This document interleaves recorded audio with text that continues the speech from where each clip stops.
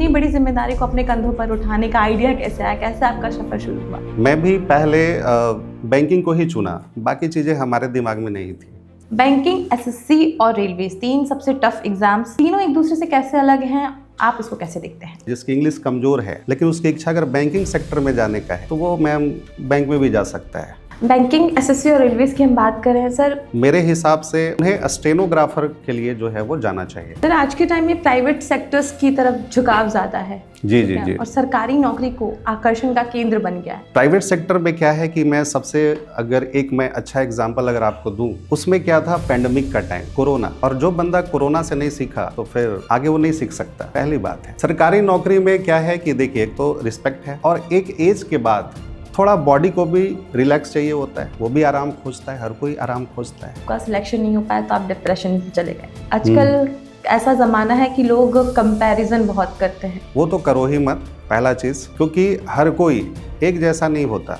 आप किसी और चीज़ के लिए बने हो, अच्छा जो लगता है, मतलब मेरा अभी तक का जो अनुभव है, मैं हूँ या जो भी हूँ, अगर जो लगा रहे इसमें उसका सिलेक्शन ना हो, ऐसा तो होता नहीं है। और डिप्रेशन तो ये 2 दिन 4 दिन की बातें हैं। अभी लोग कहते हैं ना कि अगर अरे यार लाइफ में बहुत ज़्यादा दुख आ गया, तो जो बंदा उसको लेता है दुख उसी के लिए है। जो उसको इग्नोर करता है थोड़े समय के लिए लगता है, बट वो चला ही जाता है। कॉम्पिटिटिव एग्जाम सिर्फ पेपर्स नहीं है, आज की डेट में वो करोड़ों युवाओं का सपना है और ये वो सपने को वही साकार कर सकता है जिसे सही गाइडेंस मिले।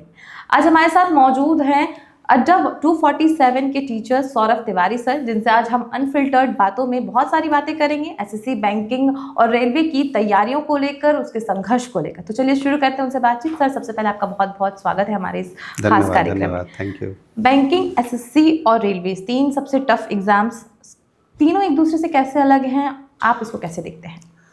देखिए, तीनों के बारे में अगर मैं बात करूं तो जैसा भी आपने टर्म्स यूज किया, टफ है, तो मेरे पॉइंट ऑफ व्यू से एक सही गाइडेंस अगर आपको मिले, एक सही मेंटोर के द्वारा, तो हमें नहीं लगता कि ये काफ़ी कठिन है।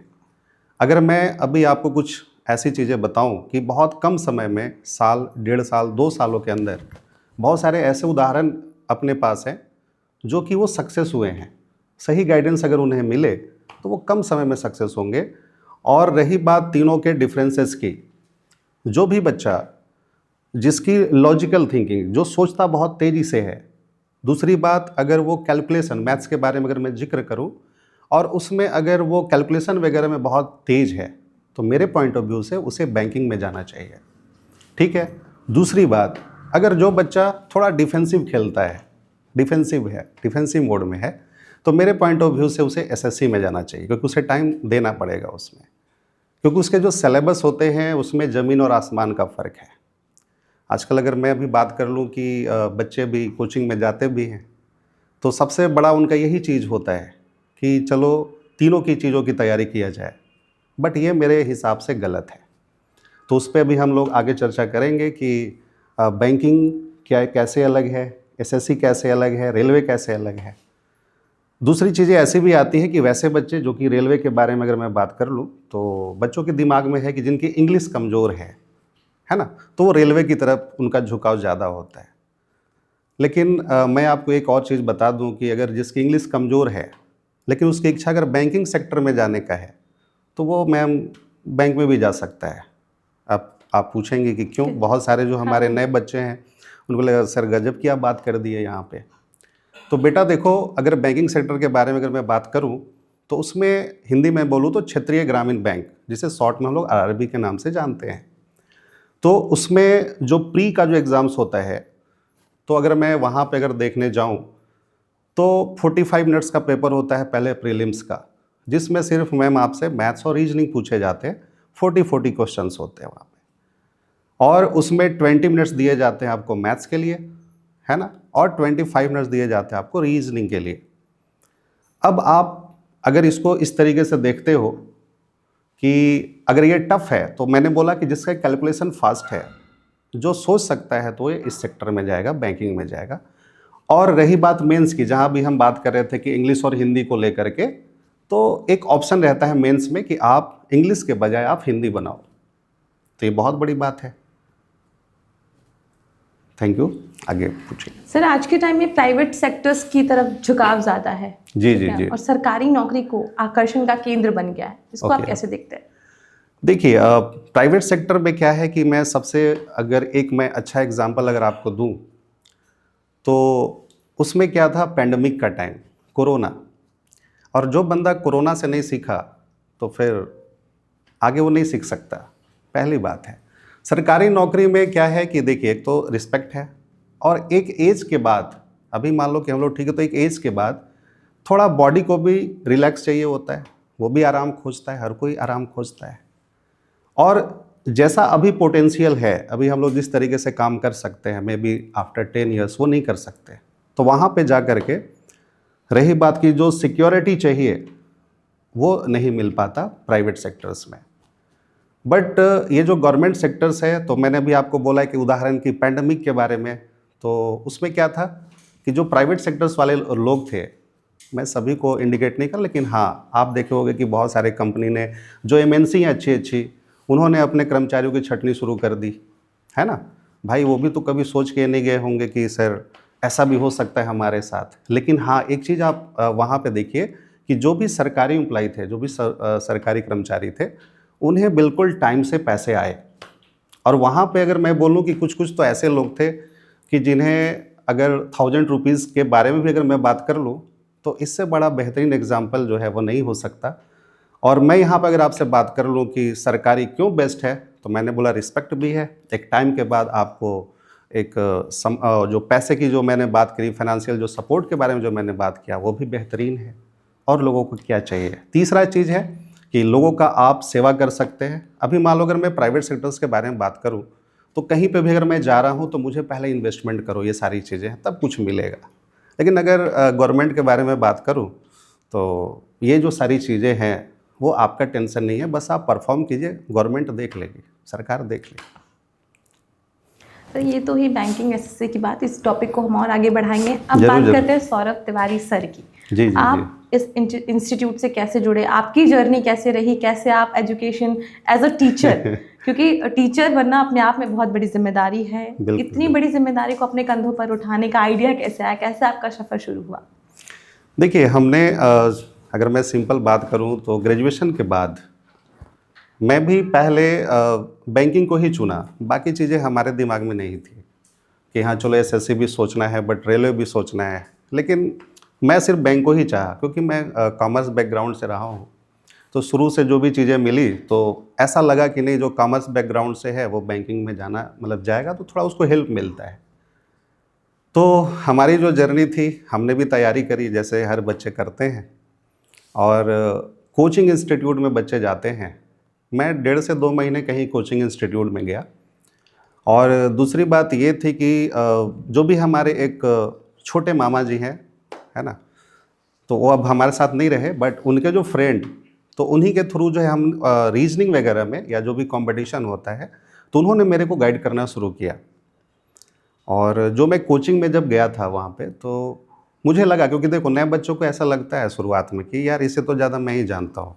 तो ये एक बचपना थी हमारे अंदर उस समय, मैं उसको फील करता हूँ, क्योंकि मैं एक भाई स्टूडेंट के ही थ्रू आया हूँ, तो मैं एकदम खुल के बात करना चाहता हूँ आपके चैनल के माध्यम से, ताकि ये बच्चे जो है वो कुछ सीखें, है ना। तो वहाँ पे जब हमने स्टार्ट करा तो तैयारी हमारे पॉइंट ऑफ व्यू से अच्छी थी, क्योंकि मैं उस समय कुएं की मेंढक था, तो वहाँ था। देन फिर मैं लाइब्रेरी जाता था, हमारी जो पढ़ाई है वो रांची से हमने करा है, तो लाइब्रेरी जाता था मैं, और वहीं पे जितना मेरे से हो सकता था मैंने किया। और ये ऐसा कहेंगे कि तैयारी ठीक ठाक थी, ताकि अब ठीक ठाक इसीलिए कहेंगे कि प्री मेंस सारे चीज़ें हो रहे थे, और फाइनल में मैं कभी 0.25 0.50 जो फाइनल जो मेरिट लिस्ट होता है तो उसमें मैं नहीं आया। तो बड़े शॉर्ट टाइम में मैं डिप्रेस भी हो गया कि चलो यार ऐसा क्यों हो रहा है। तो उस समय एक कोचिंग इंस्टीट्यूट थी, तो वहाँ पे मामा जी लोग का देखा कि नहीं भाई ये बंदा मेहनत कर रहा है, और मैं क्योंकि घर से आके पढ़ाई कर रहा था, अब कब तक कोई खर्च देगा, तो ये भी सारी चीज़ें थी। तो उस समय जो भी इंस्टीट्यूट था तो हमने वहाँ पे पढ़ाना शुरू किया, क्योंकि एक पहले एक मैं इंस्टीट्यूट थी जो कि वहाँ पे टेस्ट सीरीज चलाया करती थी, तो मैंने उसको ज्वाइन करा था। उसमें भी हमारे अच्छे परफॉर्मेंस थे, तो जो भी टीचर्स थे बोले देखो यार कि डिप्रेस नहीं रहो, ये सब चीज़ें होते रहती है। बट एक होता है ना कि मेरे को एक ऑप्शन मिला पढ़ाने का, और उस समय ऐसा भी नहीं था कि आपको ईजिली चीज़ें मिल जाती थी। वहाँ पे मुझे 5 फेज़ जो है वो पार करने पड़े। पहले जो भी होता है, टेस्ट होता है, उसमें भी हमारे अच्छे खासे नंबर आए। देन फिर इंटरव्यू भी हुआ, फिर बच्चों के बीच जो डेमो हुआ, उतना ही तक नहीं हुआ। उसके बाद जो भी टीम बैठी है, वहाँ से हमारा जो टेस्ट, स्क्रीनिंग टेस्ट हुआ, अब तब फिर एचआर राउंड हुआ, देन फिर सिलेक्शन हुआ था। तो लगा था कि हाँ चलो एक अच्छे ही कंपनी में जा रहे हैं। क्योंकि अब क्या था कि मैं इससे था, चीज़ें मैं करता था, आप जैसे पढ़ाई करता था, तो ये सब चीज़ें थी। तो मामा जी लोग के जिद पे हमने बोला चलो ठीक है, कम से कम अब मेरा क्या था, यहाँ पे आप देखिएगा कि चलो मेरा ये था कि मैं पढ़ाऊँगा भी, पैसे भी कुछ आ जाएंगे, पढ़ भी लूँगा, ऐसा था उस टाइम। पर जब मैं उसमें गया तो पढ़ाई तो मैं भूल ही गया, है ना। जो सच्चाई थी कि पढ़ाई तो मैं भूल ही गया, क्योंकि शॉर्ट टाइम अगर आपको पैसे दिखने लगे तो वहीं से हमारी जो ट्रैक है वो चेंज होना शुरू हुआ। शायद अगर हम लगे होते तो सिलेक्शन लेते, उसमें कोई दिक्कत नहीं थी। तो ऐसे भी होता है कि बच्चों का ये बहुत ज़्यादा ये कंप्लेन रहता है कि सर ऐसा तो होता ही है कि चलो सर फाइनेंशियली सपोर्ट नहीं मिल रहा है एक टाइम के बाद, तो ये चीज़ें करनी चाहिए। उसके बाद से जो हमारी जो जर्नी चली, तो उसके बाद से हमें ये मौका मिला कि ऑल ओवर इंडिया लेवल पर अगर मैं बात कर लूँ तो मुझे एक मूविंग फैकल्टी के तौर पे भी मैंने काम किया। और आप सोच लो मैम कि पढ़ाने में मुझे इतना मज़ा आने लगा कि मैं भूल ही गया कि यार मुझे भी तैयारी करनी थी। अब मैं बच्चों को गाइड इसीलिए कर पाता हूँ कि जो भी हमारी कमियाँ रही, क्योंकि कमी था तभी तो कहीं ना कहीं मैं वो सफल नहीं हो पाया। लेकिन उसी समय से जब मैं बच्चों को पढ़ाने लगा और पढ़ाते पढ़ाते देखिए अभी हमारे गूज़बम्प्स आ रहे हैं, क्योंकि कम टाइम में हमने जब बच्चों को जब पढ़ाना जब शुरू किया, हमें लगता है कि 6 से 7 महीने के अंदर अगर आपके पढ़ाए द्वारा अगर बच्चे सेलेक्ट हो जाते हैं, तो हमें लगता है कि अगर मैं सक्सेस होता तो मुझे शायद खुशी होती, फैमिली को होती। और अगर वहाँ पे 10 बच्चे अगर सेलेक्ट हो गए तो सोचो कि कितना बड़ा मेजॉरिटी होगा, जो कि हम मतलब उसको एक्सप्लेन नहीं कर पा रहे हैं कि कितनी खुशी होगी। उसको बताने का कोई ज़रूरत ही नहीं है, सब कोई फील कर सकता है। तो अब मैं शॉर्ट टाइम में कैसे वो सक्सेस के रास्ते में चला, तो उसमें क्या था कि जो हमारी कमियां थी तो वो मैंने बच्चों पे काम करना शुरू करा। और मैं बच्चों को इसीलिए समझ पाता हूँ क्योंकि मैं एक फेल हुआ हूँ उस चीज़ों आप पे। उस दौर से गुजरे। हाँ, और मैं उसको फेस कर रहा हूँ कि बच्चों का आखिर वीक पॉइंट क्या होता है, उनको अब फीलिंग के बारे में, सोच के बारे में कहाँ वो फंस सकते हैं। क्योंकि मैं देखो शुरू से हिंदी माध्यम का विद्यार्थी रहा हूँ, तो बच्चे यहाँ पे भी चीज़ों को फेस करते हैं। इंग्लिश हिंदी हाँ, में इंग्लिश हिंदी में वो थोड़ा देखते हैं कि अरे कैसे ही कॉन्फिडेंस भी होगा। कम हो जाता है बच्चों हाँ, का। तो ये सारी भी चीज़ें हैं। तो यही थी हमारी छोटी सी जर्नी, और अभी काफ़ी काम करा। और इस जो कंपनी है जहाँ मैं अड्डा 247 के बारे में जो आपने जिक्र करा, तो मैं 2018 से मैं जुड़ा हूँ और मुझे काम करके बहुत मज़ा आ रहा है। और ये तो खुशी की बात है कि अब हम लोग रायपुर में भी आए हैं और कुछ अच्छा ही करेंगे, बेस्ट करेंगे। सर 12th के बाद बच्चे कंफ्यूज रहते हैं, वो क्या करें, या बैंकिंग कर लें, एसएससी कर लें, या रेलवेज कर लें। उनको उनके कंफ्यूजन को कैसे दूर करेंगे, उनको क्या सलाह देंगे कि आप भैया ये कर सकते हैं, इस सब्जेक्ट को आप चुन सकते हो, या फिर इस सब्जेक्ट को आप चुन सकते हो। बिल्कुल, एकदम ये जो सवाल है मैम आपका बिल्कुल बेहतरीन सवाल है। और कन्फ्यूजन तो आप देखो कि 12th के बाद से तो होना शुरू होता है। और हमारे जो दादाजी पिताजी लोग यही कहते हैं कि बेटा पहले तुम 10th पास कर जाओ, तो फिर दुनिया दिखने लगेगी। लेकिन जब मैं 10th जब पास करता हूँ तो कुछ और दुनिया होती है 12th। फिर खुशी थोड़ी होती कि अरे यार चलो 12th पास कर जाएंगे तो सुकून मिलेगा लाइफ में। बट जब मैं और आगे बढ़ता हूँ तो ग्रेजुएशन जब कंप्लीट करता हूँ तो लगता है कि यार ये तो दुनिया ख़त्म ही नहीं हो रही है, पढ़ाई वाली जो बात है। अच्छा, और एक टाइम के बाद अगर मैं बात कर लूँ तो भाई जॉब भी चाहिए, कब तक पेरेंट्स आपको देते रहेंगे। तो यहाँ पे अगर मैं आपसे अगर जिक्र करना चाहूँ तो 12th क्या, मैं तो मैम आपको बता दूँ 10th के बाद भी बच्चे अब तैयारी कर सकते हैं। मान लीजिए जिसका जो फाइनेंशियली जो वीक है और वो सेंट्रल गवर्नमेंट में अच्छे खासे नौकरी में वो काम कर सकते हैं। कैसे? सबसे पहले जो 10th के बारे में अगर मैं बात करूं तो बच्चे जो हैं वो सबसे पहला तो उनके लिए ऑप्शन है MTS का, जो SSC के थ्रू एग्ज़ाम होता है ना। दूसरा जो है MTS के साथ हवलदार की भी वैकेंसी आती है, दूसरी चीज़ है। तीसरा आपने सुना होगा SSC GD, ये सारे 10th लेवल पे ही होते हैं। इसमें ऐसा कोई नहीं चाहिए कि बहुत ही हायर एजुकेशन ये चाहिए, है ना, बहुत ज़्यादा क्वालिफिकेशन चाहिए, ऐसा बिल्कुल नहीं है। तो 12th तो थोड़ा मैं कहता हूँ कि दूर हो गया, आप 10th से भी सोच सकते हो। बट हाँ, लेकिन ऐसा नहीं कि आपकी अगर उम्र, ये जो मैंने कोर्स के बारे में बात किया, ऐसे मैं डिफेंस को भी मैं साइड कर देता हूँ, उसमें तो 18 से नीचे भी हम लोग कर सकते हैं। लेकिन यहाँ पे जो आज हम लोग का मुद्दा है वो 3 चीज़ों पे है, बैंक, एसएससी और रेलवे। तो एसएससी में ये हो गया, ठीक है, 3 जो मैंने आपको बेहतरीन ऑप्शन बताया, एमटीएस है ना, एसएससी जीडी मैंने बताया, हवलदार है। अभी देखिए एक दिल्ली पुलिस है, वो भी आप 10th लेवल पे जो है एग्ज़ाम दे सकते हो। तो मिनिमम जो एज होनी चाहिए इसकी कम से कम 18 साल होनी चाहिए, क्योंकि 18 साल होंगे तभी आप इसके लिए एलिजिबल होते हैं। अब 12th में जब हम आ जाते हैं तो जितने भी जो सेंट्रल गवर्नमेंट है, जैसे आपने सीएचएसएल के बारे में सुना होगा, और ये तो मैंने अभी जो 10th में अभी आपको एसएससी के बारे में बोला, दूसरा रेलवे भी है। रेलवे में आपने ग्रुप डी का सुना होगा, जैसे मैं कुछ एग्जाम्पल, जैसे पॉइंट्समैन बी वगैरह हैं, तो ग्रुप डी में भी आप जा सकते हो मैम, उसमें तो 10th ही लेवल पे है। और रही बात 12th को लेकर के, तो 12th के बाद आप सोचो कि आपकी जो थोड़ी जो सोच होती है वो एसएससी लेवल की हो जाती है ना। एसएससी इन द सेंस कि एसएससी नहीं, माफ़ी चाहता हूँ, क्लर्क लेवल की हो जाती है, क्योंकि आप वहाँ से थोड़ा बहुत जिम्मेवारी अपना समझने लगते हो। तो उसमें क्या है कि सीएचएसएल के थ्रू आप जो है वो क्लर्क बन सकते हो। फिर रेलवे में बहुत सारी वैकेंसी है, जैसे टिकट कलेक्टर है, ये सारी चीज़ें वो 12th लेवल पे ही होती है। ग्रेजुएशन के बाद तो एक ऑफिसर वाली सोच आ जाती है, तो फिर जाकर के कंपनी ये सोचती है कि अच्छा बंदा अगर ग्रेजुएट है तो ये जिम्मेवारी संभाल लेगा। इसलिए आप देखते होंगे ना कि एक ऑफिसर बनने के लिए जो मिनिमम जो एलिजिबिलिटी क्राइटेरिया जो रखी जाती है वो आखिर 10th ही क्यों नहीं रखा जाता, क्योंकि अगर आप उसको अगर बोल दोगे लीड करने के लिए तो बेचारा बंदा कंफ्यूज रहेगा। तो जहाँ तक हम लोग ये मानते हैं कि हाँ ऐसा है, तो इसीलिए ग्रेजुएशन के बाद तो आप बैंक पीओ है, एसओ है ना, फिर आप सीजीएल को आप ले लीजिए, ठीक है। तो ये सारी चीज़ें हैं। रेलवे में भी बहुत सारे ऑप्शंस हैं जो एनटीपीसी के थ्रू जो एग्ज़ाम्स होते हैं, तो बहुत सारे ऑप्शन हैं मैम। सर बैंकिंग, एसएससी और रेलवेज, इन जी। तीनों जो सब्जेक्ट हैं, जी, जी। जो बच्चे पढ़ रहे हैं, इसमें करियर ग्रोथ को आप कैसे देखते हैं? मतलब 3 अलग अलग सब्जेक्ट, 3 अलग अलग लाइंस, 3 अलग अलग, और जैसे कि प्रेपरेशन होती है, बैंकिंग के सब्जेक्ट्स अलग होते हैं, एसएससी में सब्जेक्ट्स अलग होते हैं, रेलवेज में सब्जेक्ट अलग। करियर ग्रोथ को आप कैसे देखते हैं? इन तीनों में से अगर कोई बच्चा कुछ अगर एग्जाम दे रहे हैं, बैंकिंग दे रहा है तो उसका करियर का ग्रोथ कैसा होगा, एसएससी का एग्जाम दे रहा है तो उसका करियर ग्रोथ कैसा होगा, या रेलवे का एग्जाम दे रहा है तो उसका करियर का ग्रोथ कैसा होगा? बिल्कुल बिल्कुल। देखिए मैम, अगर पहले तो मैं आपका इस प्रश्न का उत्तर दे दूं करियर ग्रोथ के बारे में, तो अगर कोई बंदा अगर बैंकिंग के बारे में है तो वो जीएम तक बन सकता है, एजीएम, जीएम, ये समझ लीजिए आप। दूसरी बात, अगर मैं एसएससी के बारे में बात कर लूँ, और एक चीज़ और अभी हमें याद आया कि एसएससी में वो जो बंदा है, जैसे अभी हम लोग सिर्फ सोचते हैं कि इनकम टैक्स ऑफिसर है ना, एक्साइज में ऑफिसर, ये सारे चीज़ें हम लोग देखते हैं।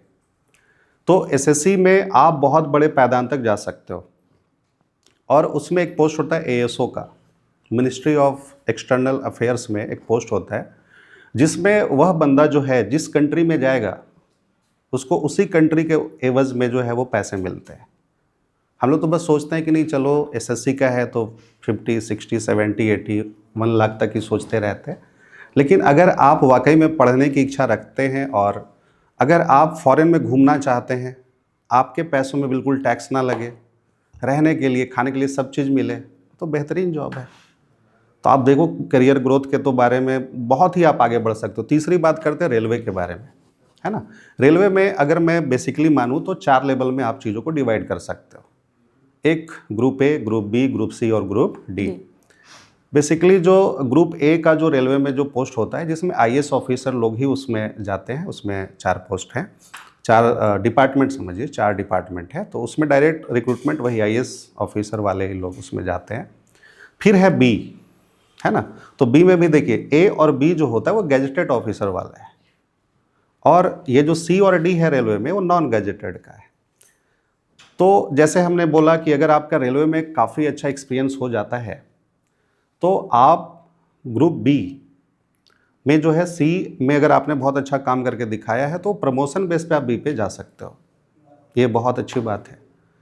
तो तीनों में ही करियर ग्रोथ जो है मैम बहुत ही ज़्यादा है। पहले तो भाई बच्चे जो हैं, जो एग्ज़ाम्स होता है उसमें पहले वो आए, और शायद अभी मैं जो अगर अभी इंटरव्यू दे रहा हूँ या बच्चों को बता रहा हूँ, तो आप बस ये जाकर सिर्फ सर्च करना कि अगर जीएम क्या होता है ना, एमईए जो हमने बोला वो क्या होता है, ठीक है, तो और जो रेलवे वाली जो बातें हैं ये क्या होता है, ये तो था करियर ग्रोथ के बारे में।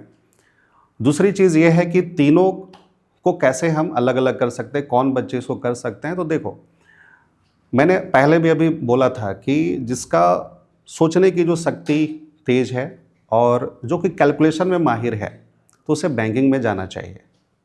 दो चीज़ अगर उसका स्ट्रांग है तो बाकी चीज़ें उसकी अच्छी हो जाएगी। दूसरी चीज़, अगर मैं एसएससी के बारे में अगर मैं बोलता हूँ तो देखो, अगर मैथ्स के बारे में अगर मैं जिक्र करता हूँ, मैथ्स को लेकर के अगर मैं आपसे अगर बात करता हूँ, तो इसमें क्या है कि कैलकुलेशन वगैरह पे ज़्यादा फोकस होता है बैंकिंग वाले एग्जाम्स में। और एसएससी में क्या है कि थोड़ा उसमें मेरे पॉइंट ऑफ व्यू से डीआई है ना, अर्थमेटिक है, एडवांस मैथ्स है, वो सारी चीज़ें कवर करने पड़ते हैं। तो मैं कहूँगा कि एसएससी में थोड़ा सा आपको टाइम देना पड़ता है। रेलवे के बारे में जहाँ बच्चों को जो डर लगता है मैथ्स को लेकर के, तो रेलवे का जो मैथ्स अगर आप 10th तक बस अच्छा कर लो, 10th क्लास तक आपका काम बन जाएगा। बैंकिंग, एसएससी और रेलवेज की हम बात कर रहे हैं सर, कई बार ऐसा होता है कि कुछ बच्चों का इंटरेस्ट मैथ्स में होता है लेकिन उसको करना एसएससी है, तो वैसे बच्चे को क्या करना चाहिए? क्योंकि उन्होंने ठान लिया कि उनको एसएससी ही करना है लेकिन मैथ्स कमज़ोर है, तो वो क्या कर सकते हैं? जी जी जी, देखिए, मैथ्स अगर जिनका कमज़ोर है और अगर आप एसएससी में जाना चाहते हैं, तो मेरे हिसाब से उन्हें स्टेनोग्राफर एक पोस्ट होता है एसएससी में, तो उन्हें स्टेनोग्राफर के लिए जो है वो जाना चाहिए। उसमें क्या हो जाता है कि इसमें रीजनिंग तो पूछी ही जाती है, जैसा आज हम जितने भी बात कर रहे हैं, जो भी 3 कोर्सेज को हमने वो लिया है, तो इसमें क्या है कि रीजनिंग है, मैथ्स है। तीसरा चीज़, अगर हम यहाँ पे अगर बैंकिंग के बारे में बात कर ले तो बैंकिंग आप इसमें ऐड कर लीजिए, करंट अफेयर्स ऐड कर लीजिए। और एसएससी के बारे में बात करें तो पूरा जो है आप पार्ट जीए को कंप्लीट कर लो, जीए हो गया, करंट अफेयर्स हो गया, तो उसमें क्या है history, geography, polity, economics, then फिर पूरे साइंस भी चीज़ें आपको कवर करनी पड़ती है। उसके बाद कंप्यूटर से भी क्वेश्चंस पूछे जाते हैं, तो उसका तो यही जो पेपर है वो काफ़ी लंबा होता है। चौथी चीज़ जो हम बात करेंगे, और जो इंग्लिश को लेकर के है ना, इंग्लिश और हिंदी को लेकर के, तो जैसा कि अभी हमने आपको आरआरबी के बारे में बताया, अब आते हैं आपके प्रश्न पे जो आपने पूछा मेरे से कि अगर सर एसएससी में जो बच्चा जाना चाहता है और अगर वो मैथ्स में उसका मन नहीं लगता, तो उसके लिए मैंने बोला स्टेनोग्राफर बेस्ट ऑप्शन है। अब कैसे? अब देखो, आपको करना क्या पड़ेगा कि रीजनिंग के बारे में अगर जब मैं बात करूँ रीजनिंग को लेकर के, तो उसमें 50 क्वेश्चंस आते हैं। दूसरी बात अगर मैं कर लूँ तो इंग्लिश अब यहाँ पे 100 हो जाता है, 100 मार्क्स के हो जाते हैं, इंग्लिश को बढ़ा दिया जाता है।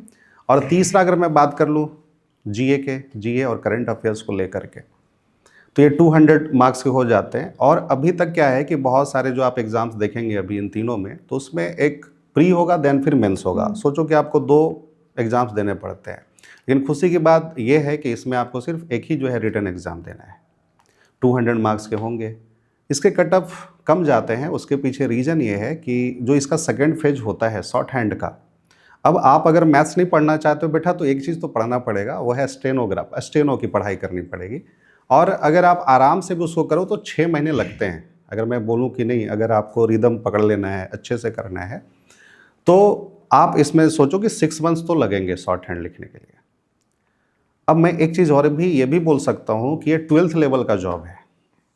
12वीं पास अगर आप हैं तो ही आप मतलब आप अप्लाई कर सकते हो, और इसकी सैलरी भी दमदार है, सैलरी भी दमदार है। सी और डी ग्रेड पे होगा, तो सी वाले बच्चों की जो सैलरी है, अभी मैं अगर बात कर लूँ 8वां वेतनमान से पहले, तो इसमें अगर मैं बात कर लूँ तो लगभग 70,000 के आसपास जो है वो आता है।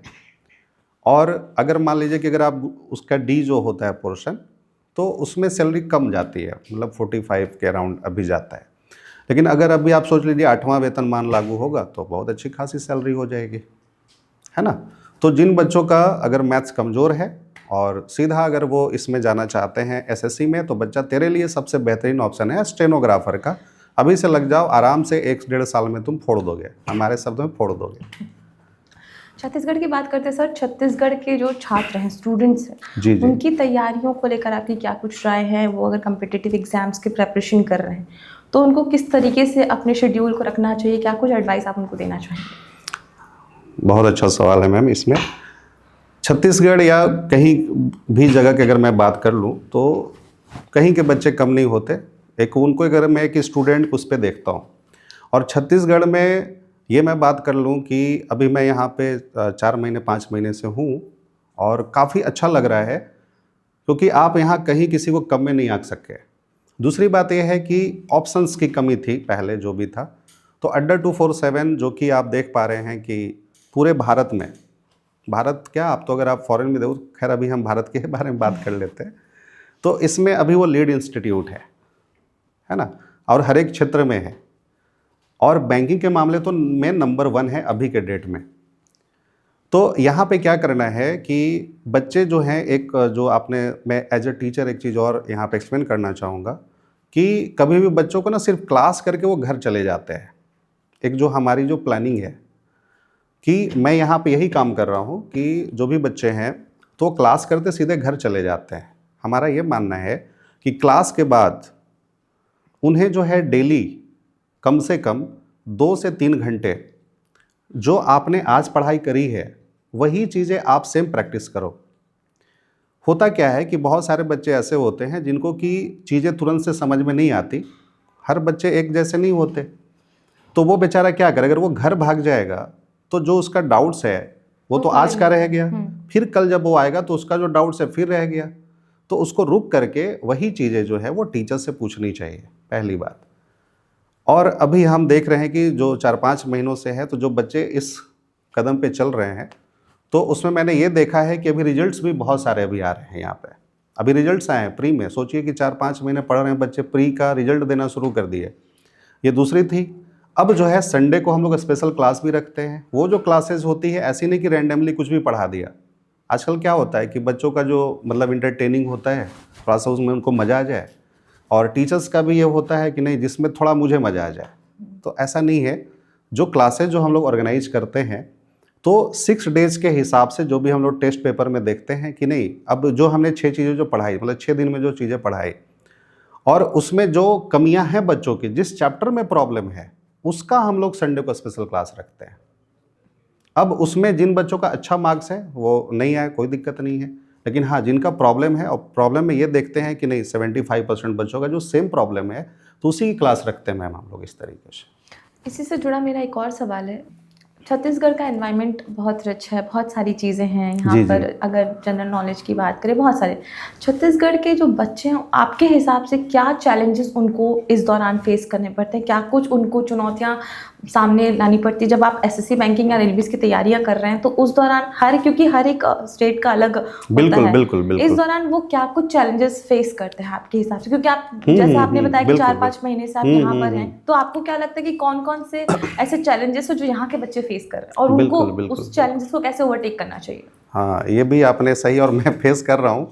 पहले तो मैम लोग का ये शिकायत आता है कि बहुत लोग अभी इसको जानते नहीं है कि अड्डा 247 है क्या। और दूसरी बात यह है कि बच्चों को पता नहीं। अच्छा, उनके पेरेंट्स, कभी कभी ऐसा भी होता है कि अगर वो उनसे बात होती है तो पहला तो ये डाउट है, पहला तो प्रॉब्लम यहाँ आ गया कि वो अड्डा 247 को अभी तक नहीं जानते, ठीक है, कि वो अच्छा है क्या। दूसरी, जब पेरेंट्स जब उठाते हैं तो उनका अलग ही रहता है वो चीज़ें, वो समझते नहीं कि अच्छा बैंक एसएससी रेलवे है क्या। तो पहले हमने जहाँ तक देखा है, और मैं इस चैनल के माध्यम से सारे स्कूल्स, कॉलेज है ना, जितने भी मतलब शिक्षा जगत से जो भी लोग जुड़े हैं, तो मैं चाहता हूँ कि इस चीज़ में वो हमारा सपोर्ट करें, पढ़ाई को लेकर के, अवेयरनेस को लेकर के वो मेरा साथ दे। क्योंकि हर कोई अगर जो छत्तीसगढ़ में है तो वो तो ज़रूर चाहेगा ना कि हमारा जो प्लेस है वो डेवलप करे, बैंक में, एसएससी में, रेलवे में। अभी आप ये देखते हैं कि बहुत सारी जो सीटें हैं यहाँ पे छत्तीसगढ़ में जो वैकेंसी आ रही है, तो सोचो कि बाहर के जो स्टेट के जो बच्चे हैं वो क्रैक कर रहे हैं एग्ज़ाम, और यहाँ के बच्चे जो है वो नहीं ले पा रहे हैं क्योंकि वो जान नहीं रहे हैं। पहला तो प्रॉब्लम यह है कि वो जान नहीं रहे हैं कि एसएससी बैंक इतने कम समय में हो भी सकता है, गाइडेंस की कमी। गाइडेंस। दूसरा ये चीज़ अगर मैं देखता हूँ कि दूसरा जो प्रॉब्लम ये था कि बहुत सारे ऐसे बच्चे हैं जो ऑलरेडी कहीं पढ़ चुके हैं, देख चुके हैं, ठीक है, उनको ये लगता है कि नहीं हमारी तैयारी हो चुकी है, ऐसा। और दूसरा ये प्रॉब्लम है कि वो लाइब्रेरी की ओर ज़्यादा उनका झुकाव है। उन्हें ये लगता है कि नहीं, मैं अगर ऑफलाइन कोचिंग में जाऊँगा तो हमारा टाइम वेस्ट होगा। जो मतलब थोड़ा सा सिंसियर हैं, जो कर रहे हैं, तो उनको मैं ये कहना चाहूँगा कि देखो, सिर्फ पढ़ाई आप किए हैं, सीधी सी बात है, बट अड्डा 247 में आपको ये पता चलेगा कि ऑल ओवर इंडिया लेवल पे आपका रैंक क्या आ रहा है। तो उसके लिए एक टेस्ट सीरीज चलती है जिसमें ऑल ओवर इंडिया लेवल के बच्चे जो है वहाँ पे जुड़ते हैं और उसमें जो है आपको अपना रैंक दिखाई देगा। अभी है ना कि मान लीजिए कि मैं खुद से पढ़ाई कर रहा हूँ, मैं खुद से ऑफलाइन टेस्ट दे रहा हूँ या कुछ भी दे रहा हूँ, तो कोई भी जो है तो वहाँ पे आपको पूरे भारत के जो बच्चे हैं तो उनमें उनका जो है वो रैंक दिखाई देगा। तो दूसरा प्रॉब्लम ये है कि बच्चे अगर जिस चीज़ की तैयारी कर रहे हैं तो जहाँ पे जाकर के उन्हें टेस्ट देना चाहिए, है ना, वो वहाँ पे नहीं दे रहे अभी भी। दूसरा जो हमने फेस करा यहाँ पे, ठीक है। और तीसरी बात ये है कि बहुत सारे बच्चे जो दूर से हैं तो वो कहते हैं कि सर अब मैं कैसे आ पाऊँगा ये सब। मेरा बेटा यही कहना है कि अगर आप कभी अगर बीमार हो जाते हैं, है ना, तो किस तरीके से 1 लाख रुपए जेब से आजकल के टाइम में चला जाता है पता नहीं चलता है। जी, सही बात है ना। आप बड़े बड़े कॉलेज में जैसे आप देखेंगे बहुत सारे जो कॉलेजेज हैं वहाँ की जो फ़ी है, अगर मैं टेक्निकल के बारे में ही बात कर लूँ तो, क्योंकि बैंकिंग में आप देखेंगे अभी या हर एक क्षेत्र में जो टेक्निकल के बच्चे हैं वो सब भी आते हैं, है ना, उन्हीं लोग का भी बोलबाला है। क्यों? क्योंकि उधर चीज़ें नहीं है। अब आप खुद से सोच के देखिए कि यहाँ पे मैं देख रहा हूँ कि आपका तीसरा जो प्रॉब्लम है यहाँ पे कि वो ऐसा डरते हैं कि नहीं सर टेक्निकल वाले बच्चे जो हैं वो हमारे साथ जो है वो कंपटीशन करें तो मेरा तो नाम कहीं नहीं रहेगा। तो तीसरा जो प्रॉब्लम था समझाने में ये हमने फेस करा, ठीक है, कि उन्हें ये नहीं पता है कि एक सिंपल ग्रेजुएट इंसान भी उसको क्रैक कर सकता है। एक डर का जो माहौल है वो भी चीज़ हमने जो यहाँ पे करा, वो 3 चीज़ें थी। तो जो टेक्निकल वाले जो बच्चे आ रहे हैं तो मेरा यही कहना है कि डरो मत यार, डर के आगे जीत है ना। और बहुत सारी है, मतलब ये 3 जो मैंने कॉमन जो चीज़ें वो करी। सबसे बड़ा चीज़ मैं एक ही पॉइंट आउट करूँगा, अवेयरनेस कम है। उस चीज़ को बस सपोर्ट करें हमारे जो भी हैं यहाँ आप लोग के माध्यम से, इस चैनल के माध्यम से मैं बोलना चाहता हूँ, तो वो कम नहीं है ना। जो बाहर के जो लोग सीट ले रहे हैं ना, बेटा ये तुम्हारा सीट है, तुम घर में रह करके नौकरी करोगे, है ना, तो लग जाओ, आज से लग जाओ, ठीक है। और कोई भी अगर अभी भी डाउट होता है तो आप ज़रूर संपर्क करो, कोई दिक्कत नहीं है। ऐसा नहीं कि तुम आओगे तभी हम संपर्क करेंगे। बहुत सारे माध्यम हैं, आप जूम पे आ सकते हो, घर से ही व्हाट्सएप कर सकते हो, सारी चीज़ें हैं। क्योंकि पढ़ाई को लेकर के या नौकरी को लेकर के हम लोग यहाँ पे आए हैं और वो करेंगे। मैम एक सवाल था, जैसा कि आपने जिक्र किया कि आपका सिलेक्शन नहीं हो पाया तो आप डिप्रेशन चले गए। आजकल ऐसा ज़माना है कि लोग कंपैरिजन बहुत करते हैं। बिल्कुल बिल्कुल। माता पिता की भी बहुत सारी जिम्मेदारियां होती है। अगर वो उनका बच्चा पढ़ रहा है और सामने वाले अगर सेम एज में है तो उसकी रैंक आ रही है या फिर वो क्रैक कर रहा है और उनका बच्चा नहीं कर रहा है, तो कहीं ना कहीं एक बच्चे के दिमाग में यूँ कहूँ कंपैरिजन आ जाता है कि यार मैं नहीं कर पा रहा हूँ। माँ बाप का भी प्रेशर रहता है। इन सब को डील करने के लिए आप क्या एडवाइस करना चाहेंगे? क्योंकि ये एक बहुत बड़ी प्रॉब्लम है। बच्चों की बात नहीं है, आजकल हर एक चीज़ कंपैरिजन पे है कि फलाना आदमी इतना कर रहा है, फलाना मैडम ये कर रही हैं आप। तो इस चीज़ को टैकल करने का क्या नुस्खा आप बताएंगे? ज़रूर ज़रूर। देखिए, सबसे बड़ा तो आपने सवाल में ही 2-3 बार चीज़ें रिपीट करी है। कंपेयर वो तो करो ही मत, पहला चीज़, क्योंकि हर कोई एक जैसा नहीं होता। आप किसी और चीज़ के लिए बने हो, अच्छा जो लगता है, मतलब मेरा अभी तक का जो अनुभव है, मैं हूँ या जो भी हूँ, अगर जो लगा रहे इसमें उसका सिलेक्शन ना हो, ऐसा तो होता नहीं है। आज नहीं तो कल, नहीं तो हाँ, की जो यूज़ करते हैं, बिल्कुल वो ज़रूरी है। आप रेगुलर रहो, होगा।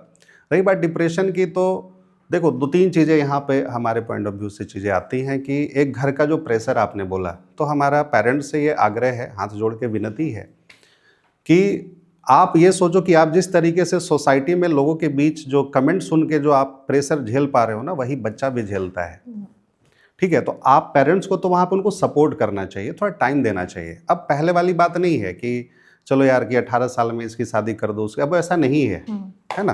तो हमारे पेरेंट्स से ये विनती है कि ये थोड़ा ऊपर वो उठे। और उस समय सबसे बड़ी जो ज़रूरत होती है, जो सेल्फ जो कॉन्फिडेंस है कि हाँ यार, अगर मैं अभी 2 नंबर 10 नंबर से अगर पीछे रह रहा हूँ तो उसके लिए जो एक सही जो मार्गदर्शन है, सही जो ये है टीचर्स का जो मार्गदर्शन है, जिसको भी आप मानते हो, ऐसा नहीं कि हम ही या कोई नहीं, जिस पे आपको भरोसा है। देखिए लाइफ में एक इंसान ज़रूर ऐसा होता है जिससे कि आप हर चीज़ शेयर कर सकते हो, है ना। तो वही चीज़ है कि आप वहाँ पे अगर वो डिप्रेशन में अगर जा रहा है तो सबसे बड़ा है कि सेल्फ कॉन्फिडेंस। क्योंकि हम कहते हैं ना कि जो कमियाँ होती है ना, तो जो हमारे माता पिता है उन्हें भी नहीं पता होता। अगर मैं बोल दूं कि अच्छा बताओ कि कौन सा मेरा पेपर कमज़ोर है, तो उनको नहीं पता है, लेकिन हाँ मुझे पता है। मैं फेल जहाँ पे हो रहा हूँ ना, वो मेरे को पता है कि अच्छा मैं कहाँ पे लैग कर रहा हूँ। बेटा डिप्रेशन से अच्छा है कि हम उस पर काम करें, सही गाइडेंस पे काम करें। अब चलो, अब मेरे से अगर तुम कंपेयर करना चाहते हो तो देखो, अभी से अगर मैं 15 साल पहले और अभी के मैं बारे में बात करूं तो सोर्सेज में ज़मीन और आसमान का फ़र्क है। शायद ये सब सुविधा अगर मिली हुई होती या कोई जो मोटिवेशन वाली बातें होती तो ज़रूर कहीं और होता। लेकिन मैंने एक चीज़ और बताया कि हाँ, सुकून सिर्फ मेरे तक होता, लेकिन जो हमारे थ्रू जो बच्चे जो सेलेक्ट होते हैं उसका सुकून क्या कहें, लगता है कि हाँ धन्य हो गया, ऐसा वाली बात है। और दूसरा चीज़ ये भी है कि आप एक एग्जाम्पल मैं आपके चैनल के माध्यम से बोलूँगा मैम, कि बहुत सारे बच्चों का ये भी रहता है कि अगर आप उस पेन को समझे, कि मैं पेन के बारे में बात करूँगा, एक दर्द के बारे में जिक्र करना चाहूँगा कि अगर कभी भी मेरे को किसी को अगर 10 रुपये देना होता है, जैसे रोड किनारे लोग बैठे रहते बेचारे, ज़रूरतमंद लोग हैं वो सब, तो अगर उन्हें कहीं अगर हमको 10 रुपीज़ भी देना होता है तो हमें बहुत दुख होता है। हम भले उन्हें 10 बातें सुना दें या ना सुना तो इग्नोर करके चल देते हैं। तो आप वहाँ पे एक चीज़ को फील करते हो, उस चीज़ को समझो आप। और वो जो दर्द है, अब ऐसा नहीं कि मान लो कि अगर आपने सिलेक्शन नहीं हुआ, नहीं, आप जब तक एज है, जब तक ये चीज़ें हैं, आप टाइम दो, है ना। अगर टीचर ही बनना है मान लो तो शुरू में तुम सेटअप ही कर लो अब कि हाँ यार मेरे को टीचर बनना है, इसमें अच्छा करना है, ऐसा भी चीज़ें हैं। तो यहाँ पे मैं भी उदाहरण बोल रहा था कि जो 10 रुपये आप देते हैं तो आपको एक पेन होता है। आप उस समय अपने पेरेंट्स जो आपके पीछे जो इन्वेस्टमेंट कर रहे हैं उस पेन को तुम समझो, वो उस विश्वास को समझो, तो देखना कि आप दुगनी तिगुनी मेहनत से जो है तैयारी भी शुरू करोगे। और डिप्रेशन तो ये 2 दिन 4 दिन की बातें हैं। अभी हम लोग कहते हैं ना कि अगर अरे यार लाइफ में बहुत ज़्यादा दुख आ गया, तो जो बंदा उसको लेता है दुख उसी के लिए है। जो उसको इग्नोर करता है थोड़े समय के लिए लगता है बट वो चला ही जाता है। आज मैं इतना खुश मिजाज बात कर रहा हूँ या फिर, तो रीज़न यही सब है। मैंने देखा कि यार ये टेंशन लेने से कोई फ़ायदा नहीं है। अगर आप एक उदाहरण ले लीजिए कि मैं अगर ऐसा सोचूं कि नहीं चलो टेंशन लेके बैठ जाते हैं, टेंशन ले लिए, अब बैठ जाते हैं कि चलो अब मैं सेलेक्ट हो जाऊंगा, बैठूंगा टेंशन लेकर के मैं सेलेक्ट हो जाऊंगा, ऐसा होगा क्या? तो सभी का जवाब नहीं होगा सर, ये बिल्कुल नहीं हो सकता। तो बेटा टेंशन नहीं लेना है, आराम से थोड़ा सा स्ट्रांग हो जाओ आप अपने तरफ से। और मम्मी पापा से ये भी रहेगा कि आप सपोर्ट कीजिए उस समय, क्योंकि सबसे ज़्यादा ज़रूरत आपको पेरेंट्स की होती है। तो ये मेरा आग्रह रहेगा उनसे, थोड़ा 1-2 साल और टाइम दीजिए। अगर बच्चा का प्री मेंस अगर आ रहा है तो आप हमारी बात मानो कि आने वाले आधे मतलब 6 महीने 12 महीने के बाद उसका सिलेक्शन 110% होगा। आप लिख के ले लीजिए, पेरेंट्स से ये निवेदन है मेरा। तो हमारे साथ थे सौरभ तिवारी सर, जो कि अड्डा 247 से जुड़े हुए हैं, शिक्षक हैं, बच्चों को गाइड करते हैं। इस एपिसोड में उन्होंने कई सारी चीज़ें बताई, बच्चों को डिप्रेशन से कैसे बाहर निकलना चाहिए, कैसे उनकी तैयारी होनी चाहिए, किस लेवल में कौन कौन से एग्जाम्स होते हैं, अगर आप कंफ्यूज हैं तो कौन सा सब्जेक्ट आप चुन सकते हैं। इस एपिसोड के माध्यम से हमने आपके लगभग सारे डाउट्स को क्लियर करने की कोशिश की। आपको ये एपिसोड कैसा लगा हमें कमेंट कर ज़रूर बताएं और चैनल को सब्सक्राइब करना ना भूलें।